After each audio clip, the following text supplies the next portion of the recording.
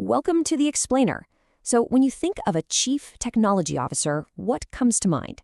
Probably someone who keeps the servers running and makes sure the IT budget doesn't get out of control, right?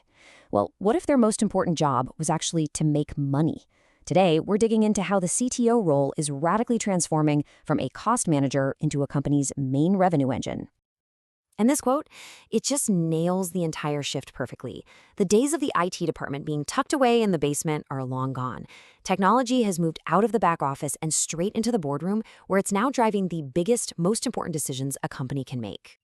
You can really see the old world versus the new right here. On one side, the traditional CTO was basically playing defense. Their job was to stop things from breaking and to cut costs. But the modern CTO, they're all offense. Their goal isn't just to support the business, it's to actively build it, to grow it. All right, so the modern value creator. What does it actually mean to go from being a line item on an expense report to being a full-blown growth engine? Let's get into what's really changed. This right here is the single most important idea to wrap your head around. For decades, tech was just a tool to help the business run a bit more efficiently. But now, for companies like Netflix or Amazon or even Domino's Pizza, the technology is the whole business. It's the product, it's the storefront, and it's the delivery service all rolled into one. This chart does a fantastic job of mapping out the whole transformation. Just look at the key metrics. We go from worrying about system availability to tracking revenue per engineer. And the role itself, it shifts from being a simple service provider to a strategic business partner with P&L that's profit and loss accountability. They're not just spending money anymore, they're on the hook for earning it. And this is where the rubber really meets the road. The whole conversation changes. So instead of a CTO saying, hey, we achieved 99.9% uptime last quarter, they're now saying, that new feature we launched, it just generated an extra $1 million in sales. It's all about business results, not just technical specifications. You can see this change perfectly in the metrics themselves. We've moved way beyond things like uptime and budgets. The new measures are all about financial health. Things like contribution to ARR, which is your annual recurring revenue, that predictable income stream, or CLV, customer lifetime value, how much a customer is worth over their entire relationship. Every single tech decision is now tied directly to the bottom line. Okay, so we've covered the what and the why, but how? How does a CTO actually drive revenue?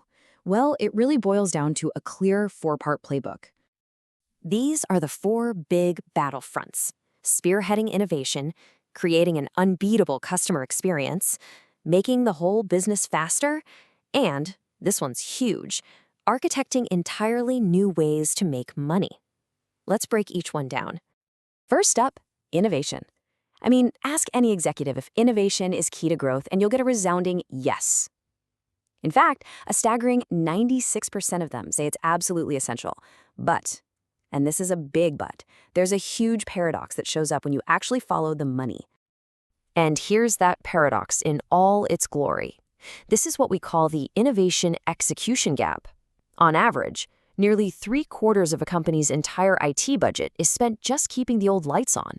It's like trying to build a spaceship while you're spending all your time and money patching up a rusty old car. There's almost nothing left for the future. Okay, pillar number 2 is all about weaponizing the customer experience. Just think about Apple for a second. You don't just buy an iPhone, you buy into this seamless, beautiful experience. That experience is the product, and it's how they crush their competitors.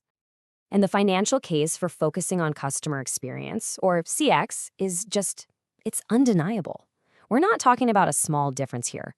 Companies that absolutely nail CX see their revenues grow 80% faster than their peers. That's not just winning, that's leaving everyone else in the dust.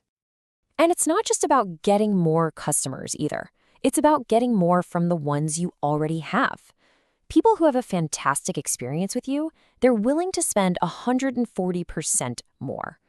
A smooth, helpful, genuinely enjoyable experience is a premium feature, and people will happily pay for it. So what's the secret sauce? It's personalization at scale.